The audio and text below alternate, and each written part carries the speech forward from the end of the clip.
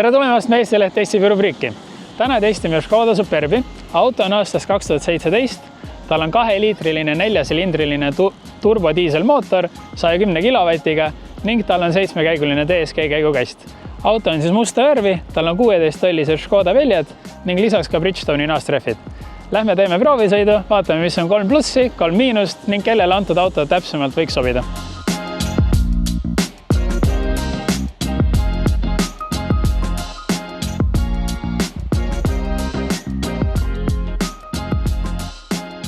Nii, oleme nüüd autoroolis. Tooks välja siis mõned asjad, mida siin kuulda on.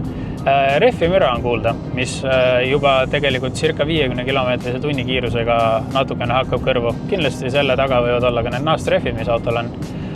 Üldiselt vedrustus üsna pehme.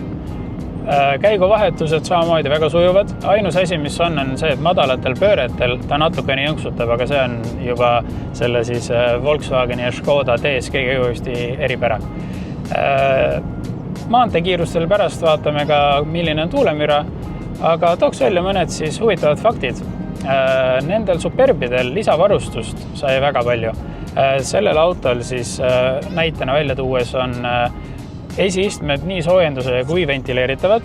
Tal on siis Kantoni helisüsteem, mis oli lisavarustuses ja samuti ka kõrvalistuja istet saab tagant elektriliselt liigutada, et endale natukene jalaruumi veel juurde teha, mis on tegelikult oluliselt kallimate autode lisavarustuses tavaliselt. Nii, nüüd jõuame maanteele, proovime ka auto kiirendust. Tegelikult kiirendub täitsa hästi, arvestades, et tal on 110 kW diiselmootor. Üldiselt rehvimüra on natukene rohkem kuulda, aga pole väga hullu. Vahepeal mainin ära, et auto on läbinud 452 000 kilomeetrit.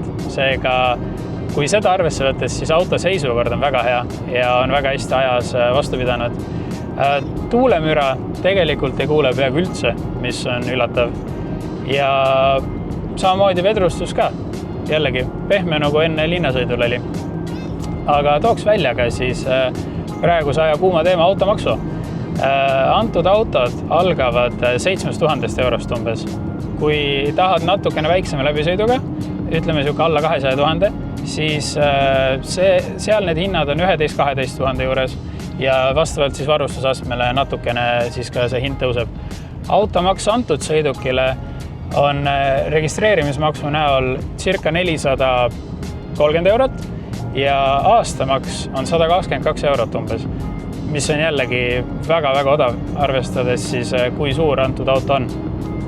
Üldiselt tegelikult ei ole midagi halba öelda selle sõidukogemuse kohta. Gaasipedaaliga on siuke huvitav efekt, et kui tahad kiirendada, siis siuke poole pedaali vajutusest väga näiteks maanteel ei piisa. Pead ikkagi pedaali suhteliselt üle poole siuke 3/4 vajutama.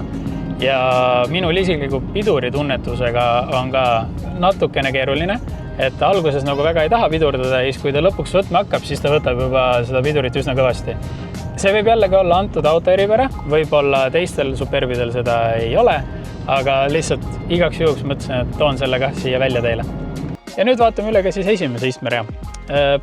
Rool mõnusa suurusega. Roolil siis erineva multimeediasüsteemi nupud ja ka cruise-kontrolli nupud. Istumispositsioon, siin seda reguleerimist on väga palju. Igaüks saab kindlasti endale mugav asendi. Samamoodi roolisambaga tegelikult. See käib üsna sügavale sisse välja üles alla. Et jällegi saab ka selle kindlasti paika.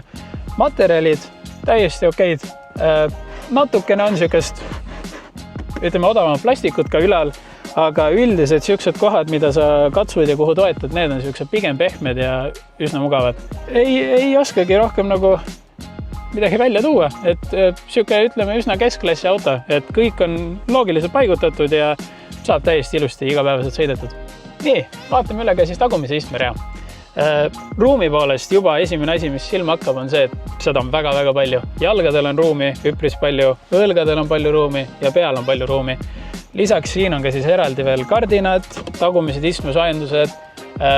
Kui istud kõrvalistuja taga, saad liigutada tema istet ettepoole, et sul oleks veel rohkem ruumi. Käetugi on mõnus suur ja üldiselt tegelikult ei näe probleemi, miks siin autos tagaistmel sõita. Väga-väga vabalt saab ka pikka vahemaad siin läbida.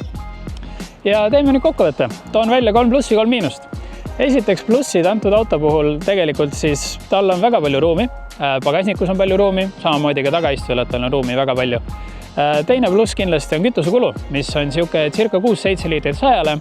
Ja kolmandaks, ta on väga hea mugavuse ja hinnaklassi suhtega. Et antud mugavusega autod tavaliselt on oluliselt kallimad kui too auto siin. 3 miinust siis. Esiteks diiselmootori müra on väga suur, see võiks olla kindlasti natukene vaiksem.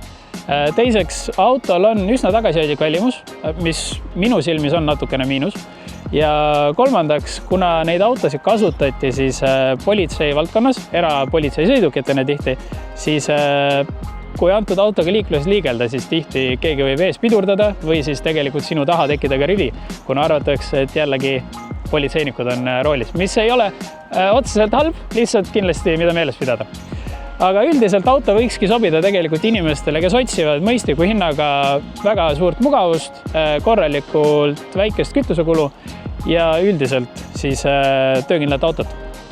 Aga näeme juba järgmises Meesteleht Eesti rubriigis.